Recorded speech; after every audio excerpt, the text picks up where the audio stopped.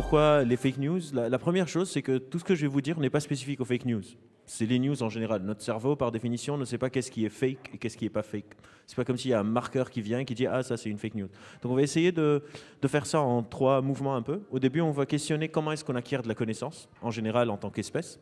Donc, si on peut, comment est-ce qu'on acquiert de la connaissance.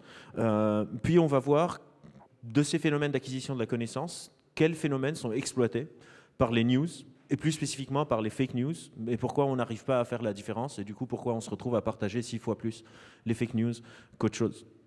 Donc la première chose à savoir, c'est que dans l'acquisition de connaissances, pendant longtemps, on ne se demandait pas vraiment comment les choses marchent. Notre cerveau a une sorte d'attraction pour comprendre le monde, et on n'a jamais accès à ce monde réel. C'est-à-dire maintenant je vous regarde, je ne vous vois pas avec mes yeux, je vous vois avec mon cerveau. Les photons de lumière rebondissent sur votre peau, touchent ma rétine et ça va être transformé en signal électrique et ce signal électrique va être traité par mon cerveau.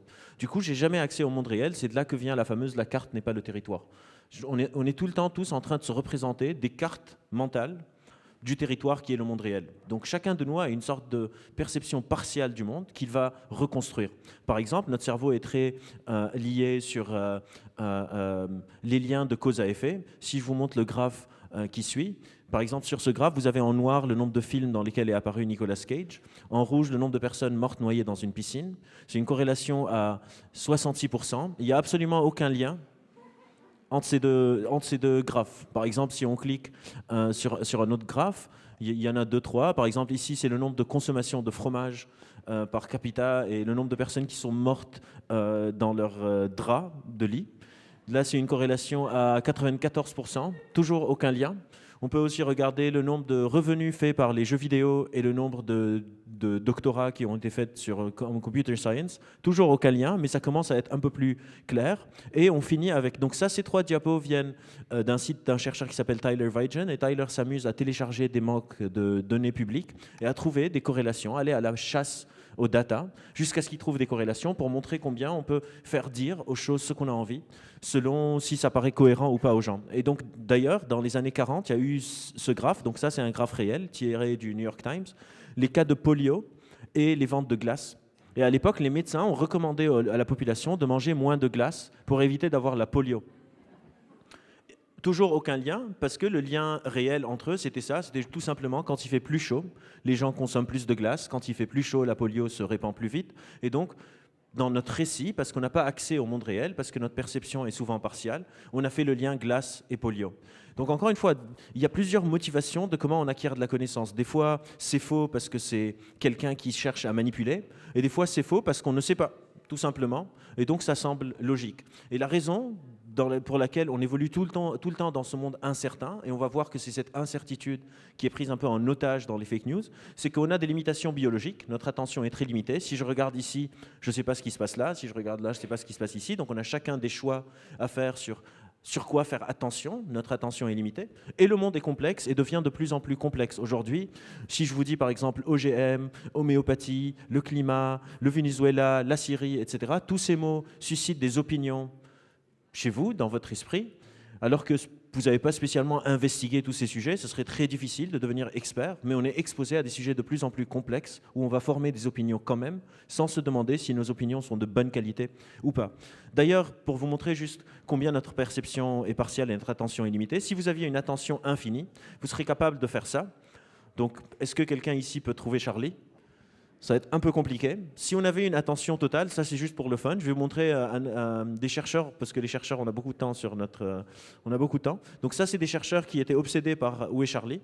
Et du coup, ils ont fait un algorithme de machine learning, dont le but, parce que les machines ont des ressources attentionnelles beaucoup plus importantes que nous. Donc ça, c'est une machine où on a appris à la machine tous les visages possibles et imaginaires de Charlie. On fait courir l'algorithme qui va apprendre... comment trouver Charlie. On lui donne une petite main. Et après, dès qu'on ouvre la page, la caméra peut détecter tous les visages en temps réel, trouver lequel est Charlie, et bim, le trouver. Nous, on ne peut pas faire ça, donc on a des choix à faire. Et ces choix vont nous coûter quelques trucs. Donc, il ne faut pas jouer contre ce robot. Vous allez perdre. Mais c'est assez drôle. Donc, si on passe un peu plus dans le vif du sujet, en gros... on va parler de de 4 étapes de nos interactions avec le monde. La première, c'est notre perception, parce que on a tendance à croire qu'au moins notre perception est la même pour tout le monde, que si on regarde tous la même chose, on voit tous la même chose, et qu'on commence à diverger au niveau de nos opinions. Mais je suis là un peu pour vous montrer que cette divergence commence même à un niveau perceptif, puis on parlera de nos interprétations, comment on forme ces opinions, comment est-ce qu'on communique, parce que c'est souvent aussi des personnes qui écrivent les fake news, et au final, notre environnement, le contexte, comment est-ce que le contexte nous impacte dans les fake news. Donc on va commencer par notre perception. Peut-être certains d'entre vous ont déjà vu cette illusion perceptive que je vais vous montrer. Donc si vous regardez cette danseuse, je veux que les personnes qui la voient tourner dans le sens inverse des aiguilles d'une montre lèvent la main, tout simplement. Les personnes qui la voient tourner dans le sens des aiguilles d'une montre. Donc là, déjà, on a un premier problème. On regarde tous la même chose, on ne voit pas tous la même chose. Donc je vais commencer par mettre tout le monde d'accord. Si vous regardez quelques secondes à droite puis au centre, la danseuse va tourner dans un sens. Si vous regardez à gauche puis au centre, elle va tourner dans un autre. Et vous pouvez la faire changer quand vous voulez, comme vous voulez. Et ce qui se passe ici est très banal. La danseuse du centre que vous voyez, on appelle ça un stimuli ambigu. Elle est ambiguë parce qu'il lui manque des informations. C'est des informations partiales. Les informations qui lui manquent, c'est des marqueurs de profondeur. Votre cerveau ne sait pas quand est-ce que la jambe passe devant ou derrière. Il faut qu'il fasse un choix. Il faut qu'il réduise cette ambiguïté, qu'il stabilise le stimuli en une version, soit dans le sens aiguille d'une montre, soit dans le sens inverse.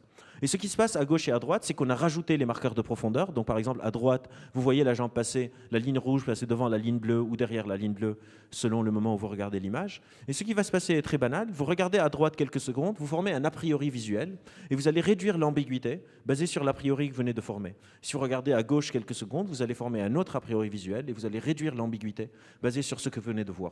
Donc cette danseuse, c'est visuel, on appelle ça un stimuli ambigu bistable. La réalité est ce qu'on appelle un stimuli ambigu multistable. La réalité est très ambiguë, même si on n'en a pas conscience. Par exemple, pour moi, maintenant, vous êtes une foule ambiguë. Si sur sa danseuse, si on peut revenir sur la diapo d'avant, si sur la danseuse, l'information qui me manque, c'est la profondeur, pour vous, moi, l'information qui me manque, c'est vos intentions. Je n'ai pas accès à ce que vous êtes en train de vous dire dans vos têtes. Je ne sais pas si vous êtes en train de vous dire ce qu'il dit est intéressant ou ce qu'il dit est bête et c'est quoi le lien avec les fake news. Et je vais réduire cette ambiguïté de la réalité basée sur mes a priori. Si moi, par exemple, j'ai confiance en moi, j'ai une bonne estime de moi-même, je vous regarde, vous êtes en train de me regarder, je me dis, je vois dans ses yeux qu'il trouve que ce que je dis est intelligent. Si paradoxalement ou inversement, moi, je n'ai pas du tout confiance en moi, je ne suis pas sûr de ce que je dis, je vous regarde, vous me regardez avec le même regard d'il y a une minute, et je me dis, je vois dans ses yeux qu'elle pense que ce que je dis est bête. Et ces réductions de l'ambiguïté, on le fait pour tout. Pour le regard avec l'autre, mais aussi pour les nouvelles qu'on lit. Quand je lis un article, l'information est très souvent partiale, elle n'est pas pleine. On ne peut pas, dans chaque article de nouvelles, dans chaque article de presse, mettre toutes les informations sur un sujet et reprendre chaque sujet dès le début. On va compter sur le lecteur pour qu'il complète.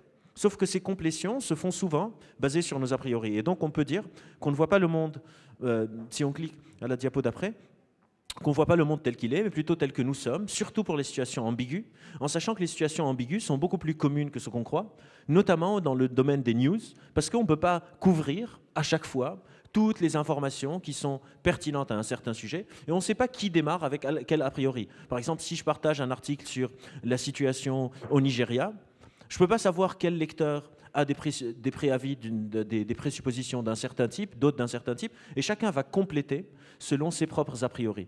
Donc on a déjà un principe fondamental qui est presque biologique, c'est qu'on ne peut pas avoir accès à toutes les informations, que la réalité est ambiguë et qu'on a besoin de la stabiliser.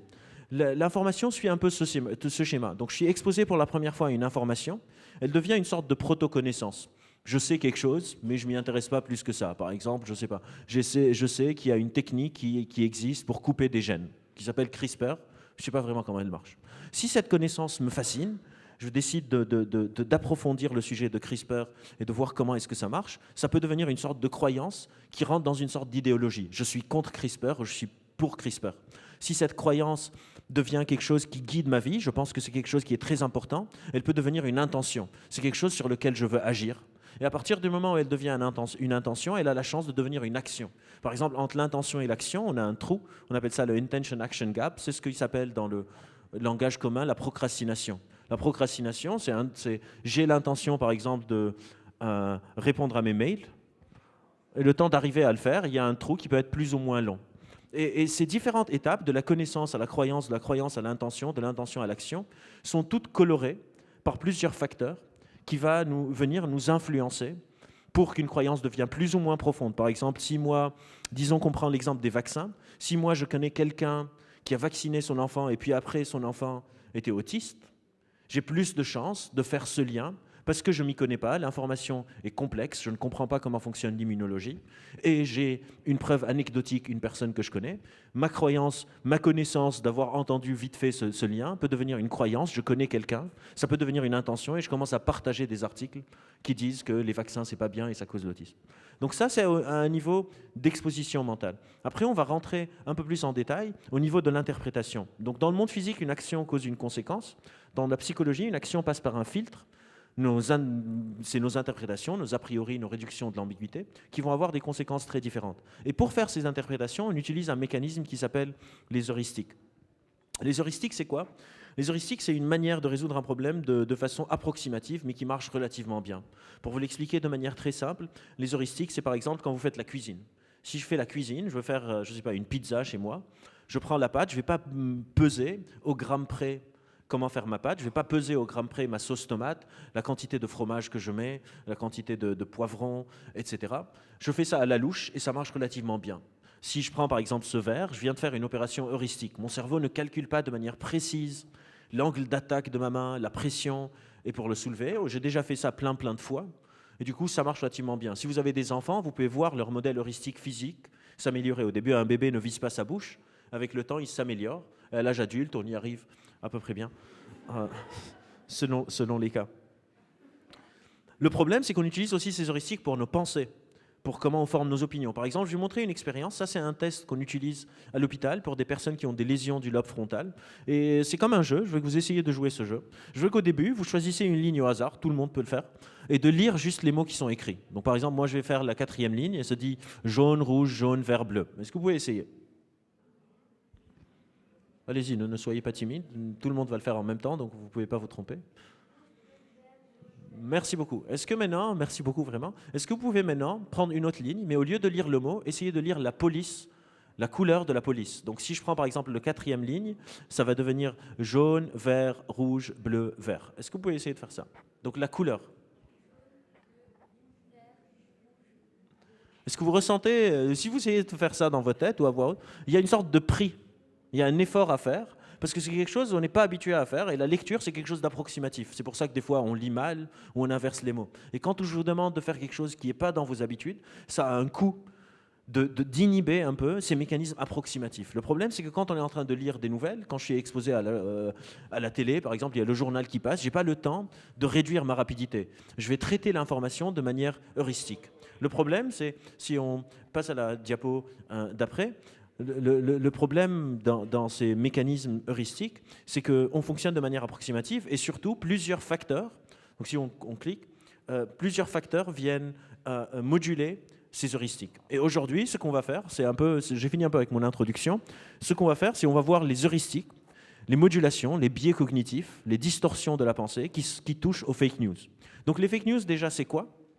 Donc si on clique, une fake news, par exemple, il y a cet article du Figaro, les internets qui considèrent que les fake news ont un fort impact sont 3 fois plus susceptibles d'y croire. La première chose que je veux vous dire, c'est que les fake news n'ont rien à voir du tout avec l'intelligence. C'est un mythe de croire que les personnes qui tombent dans le panneau des fake news sont des personnes qui sont moins intelligentes que d'autres. Par exemple, l'article que je viens de vous montrer, les internautes qui considèrent que les fake news ont un fort impact sont 3 fois plus susceptibles d'y croire, c'est pas vrai. C'est une fake news. Mais si je le dis sur une diapo dans une présentation, vous n'allez pas lever vos défenses et vous allez dire « ça me semble logique ». Indépendamment de si vous êtes intelligent ou pas, on tombe dans le panneau selon plusieurs facteurs qui ne sont pas liés à l'intelligence et qu'on va voir aujourd'hui. Donc si on voit la diapo d'après, ce qui est sûr, c'est que si c'est indépendant de l'intelligence, les fake news semblent occuper beaucoup l'espace médiatique. Ça nous inquiète, ça nous travaille, à tel point qu'il y a eu une loi récemment qui a été votée pour essayer de réguler tout ce marché de l'information. Mais est-ce que les fake news, déjà, avant de parler des fake news, est-ce que ça a vraiment un impact? Donc, est-ce qu'on n'est pas en train de se casser la tête sur un sujet qui, au final, n'est pas si grave? Donc, si on regarde la diapo d'après, ça semble être une réelle préoccupation. C'est surtout les réseaux sociaux et les médias en ligne qui semblent être touchés au début. Mais, peut-être que vous serez surpris, jusqu'à maintenant, il n'y a aucune étude qui a montré qu'il y a un impact réel des fake news. C'est-à-dire, on sait que ça existe, on sait que c'est là, on sait que c'est partagé, mais personne n'a encore pu trouver un lien assez fort, assez significatif, que les fake news ont par exemple vraiment modulé les résultats d'une élection, ou que ça a vraiment impacté l'intention de vote des personnes. Par contre, ce qu'on sait que c'est en train de faire, ou ce qu'on croit que c'est en train de faire, c'est que ça polarise les opinions. Donc si vous êtes d'un certain bord, vous avez moins de chances de changer de bord que si vous êtes de l'autre côté de la barrière. Mais jusqu'à maintenant, on n'a pas encore vraiment de données qui montrent qu'il y a un impact réel des fake news. Est-ce que ça veut dire qu'il faut qu'on s'en foute? Non.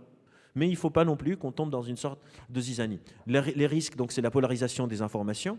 Les défis sont doubles, ou bien aider à détecter une fake news, ou bien aider à ne pas tomber dans le piège, à combattre. Les moyens sont souvent une alliance entre la technologie, donc Google, Twitter, etc. ont essayé plein de fois de faire des moyens d'intelligence artificielle, de détection des fake news, etc. Ou humain, la formation critique aux médias, comment explorer le web, etc. En tout cas, ce qui est sûr, c'est que ce n'est pas facile. Et ce n'est pas facile pour des raisons complètement mécaniques. C'est qu'on n'a pas eu le temps de s'adapter. Souvent, quand il y a eu des changements dans notre société, le déploiement s'est fait progressivement. L'exemple que j'aime beaucoup donner, c'est la voiture. Quand on a inventé la voiture, on n'a pas en même temps fait le code de la route, les standards de ceinture de sécurité, les phares, les essuie-glaces, la limite de vitesse, les sens interdits, etc. Et le déploiement des voitures s'est fait progressivement. Au début, 10 personnes l'avaient, puis 100, puis 1000, puis 100 000, puis 10 000, puis 100 000, puis 1 million. Et le développement des lois a suivi ce développement. Avec les fake news, avec la problématique de l'information, c'est comme si on se couche lundi, on se réveille, il y a des voitures sous les maisons de tout le monde, avec des clés, alors qu'il n'y a pas de route encore, qu'il n'y a pas de code de la route, que personne n'a pris des cours de conduite, personne ne sait comment allumer ce truc, personne ne sait comment le conduire. Évidemment, il va y avoir beaucoup d'accidents. Et c'est ce qui s'est passé. Il y a eu une libéralisation de l'information, alors qu'on n'était pas vraiment formé pour gérer tout ça. Donc, c'est vraiment pas un truc facile. Et maintenant, on arrive un peu au cœur de notre sujet. Pourquoi on tombe dans le panneau? Il y a 3 axes, 3 raisons qui peuvent interagir ensemble et qui peuvent être séparées, qui font qu'on tombe dans le panneau. Le premier est ce qu'on appelle le raisonnement motivé. Le raisonnement motivé, c'est quoi? C'est un peu, on a un peu 2 systèmes pour réfléchir sur un sujet. Le premier, c'est je réfléchis comme un détective. Il y a des preuves, je suis les preuves et j'arrive à une conclusion. Et la deuxième, c'est je réfléchis comme un avocat. J'ai mon client, je veux le défendre et je vais réorganiser les preuves pour avoir raison. Dès le début. Le raisonnement motivé, c'est un peu quand je réfléchis comme un avocat. Je vais vous montrer un exemple de raisonnement motivé. Par exemple, si je vous montre cette image, qu'est-ce que vous voyez? Juste dites-moi ce que vous voyez sur l'écran. Un zèbre, des taches, des visages peut-être. Là, ce que vous êtes en train de faire, c'est une perception motivée. Vous n'êtes pas en train d'essayer de voir ce qu'il y a à l'écran. Votre cerveau est en train d'essayer de comparer des choses qu'il sait déjà et de le faire rentrer dans un stimuli qui est très très ambigu. Si je veux réduire votre perception motivée, si on clique, je vais vous montrer c'est quoi cette image. L'image est vraiment ça. Et maintenant, si je passe vite entre les 2 images, vous pouvez commencer à voir le serpent dans les taches. Votre perception motivée est un peu réduite. On fait un peu la même chose avec les nouvelles. Et la première équipe qui a montré qu'on utilise des zones distinctes du cerveau quand on réfléchit de manière motivée versus de manière froide, c'était cette équipe-là. En 2004, pour les élections présidentielles des États-Unis, il y avait 2 candidats. George W. Bush, le candidat républicain, et John Kerry, le candidat démocrate. Et ces chercheurs ont fait, donc c'est une étude en IRM, ils ont enregistré le cerveau en même temps qu'ils ont fait une tâche qu'on appelle comportementale. Donc ils ont demandé aux participants, donc ils ont recruté des participants qui sont démocrates ou républicains, donc encartés, donc qui ont une sorte de raisonnement motivé. Ils ont montré des vidéos de Bush qui dit quelque chose, puis Bush qui se contredit, de Kerry qui dit quelque chose, puis Kerry qui se contredit, et des personnalités neutres qui disent quelque chose et qui se contredisent. Ils ont demandé aux participants combien est-ce que c'est grave. Et ce qu'ils ont remarqué, c'est que quand c'est Bush qui se contredit, pour les démocrates, c'est très très grave, et pour les républicains, c'est pas si grave que ça. Quand c'est Kerry qui se contredit, pour les démocrates, c'est pas si grave que ça, et pour les républicains, c'est très très grave. Et quand c'est une personnalité neutre, pour les deux, c'est pas si grave que ça. Mais surtout, ils ont trouvé que quand, par exemple, des républicains et des démocrates regardent Bush se contredire, ils vont activer des circuits neuronaux distincts de quand ils sont en train de voir les personnalités neutres. On est en train d'utiliser un autre chemin neuronal quand on est attaché au préalable, au résultat final de notre raisonnement.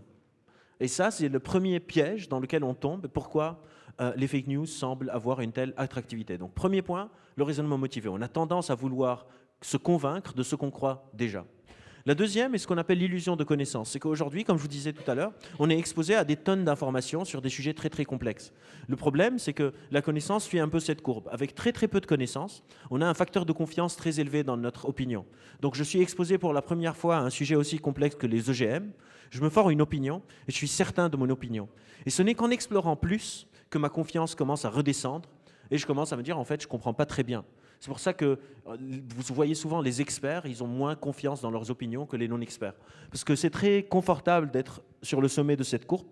C'est pourquoi est-ce que je vais vérifier quelque chose si je suis certain de comprendre comment ça marche. Si moi, par exemple, je crois que je sais comment les micros fonctionnent, je ne vais pas aller chercher comment ils fonctionnent. Si moi, je crois que le réchauffement climatique n'existe pas, je ne vais pas aller confronter si je suis sûr de mon opinion. Et aujourd'hui, on est exposé à tellement d'informations qu'on est tous un peu sur des pics de ces sommets. On appelle ça affectueusement les sommets du mont stupide.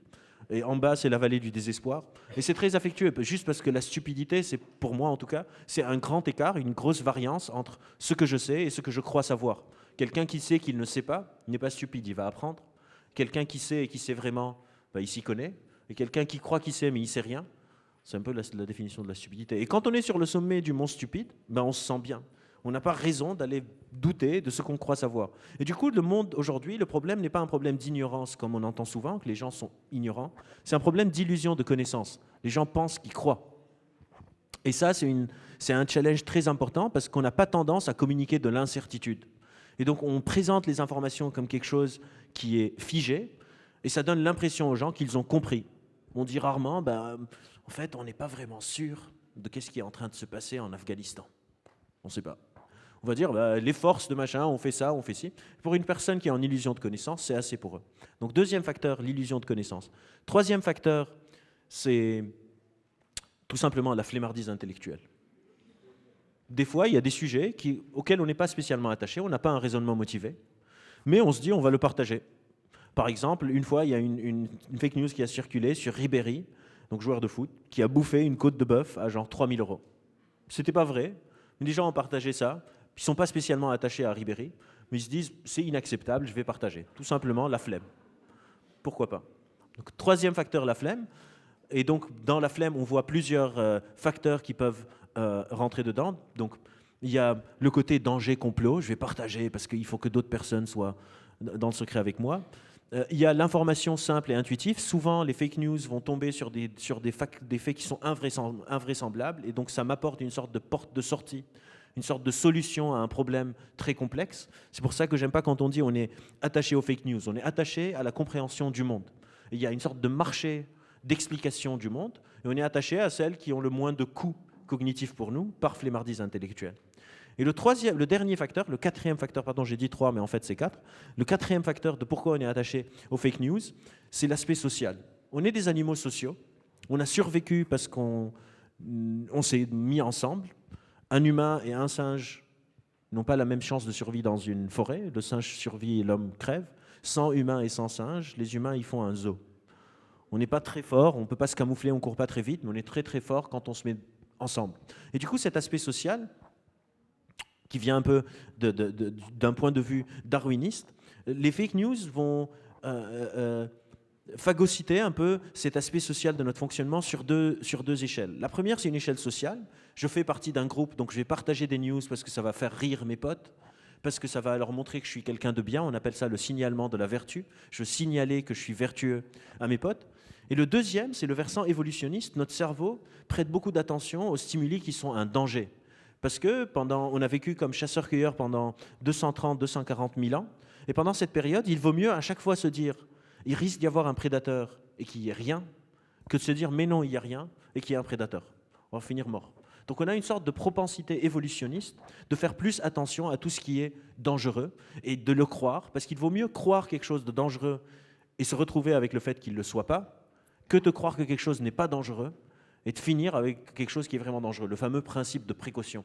Et du coup, si on clique, par exemple, l'opinion anti-vax, si vous voyez, c'est tout le temps sur des sujets de danger, quelque chose où il y a un risque médical. D'ailleurs, si on reclique, donc il y a les fake news politiques, il y a les fake news pour l'argent.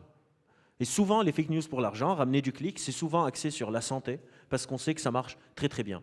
Si on clique, et du coup, on pourrait se demander si ce n'est pas adaptatif, si ce n'est pas une adaptation évolutionniste, d'être vulnérable à l'infox, parce que ça a un avantage évolutionniste. Et pour finir, la dernière partie, c'est qu'est-ce qu'on peut faire. Je pense que j'ai encore 5 minutes. Un peu moins. un peu moins, 4 minutes. Donc qu'est-ce qu'on peut faire? D'accord. Plusieurs choses alors sur ce qu'on peut faire. La première, c'est comprendre que le monde est relatif.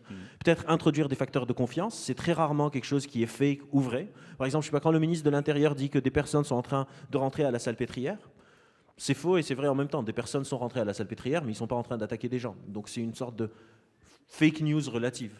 La deuxième chose qu'on peut faire, c'est comprendre notre communication. Donc si on clique pour aller plus vite, comprendre que les autres ont les mêmes biais que moi, et donc comment je m'exprime impacte comment je suis perçu. Donc éviter les non-dits, essayer d'être aussi explicite, le moins ambigu que possible, essayer de varier les conversations, de s'exposer à plusieurs histoires de pensée des autres pour que je puisse avoir une plus grande variabilité dans mon adaptation.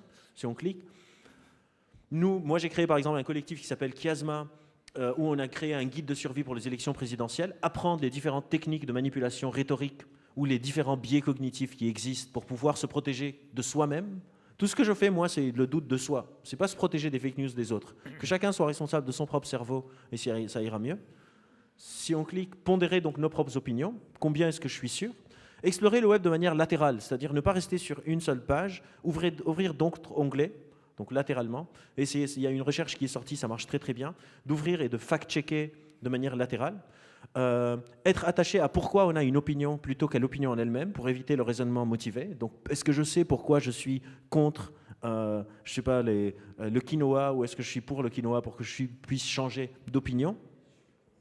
J'aime beaucoup cette phrase du Docteur Who qui dit « Qu'est-ce que réfléchir si ce n'est qu'une façon élégante de dire changer d'avis ?» La réflexion, c'est un peu ça, on appelle ça la flexibilité mentale, avoir une sorte de flexibilité mentale où je peux changer d'avis.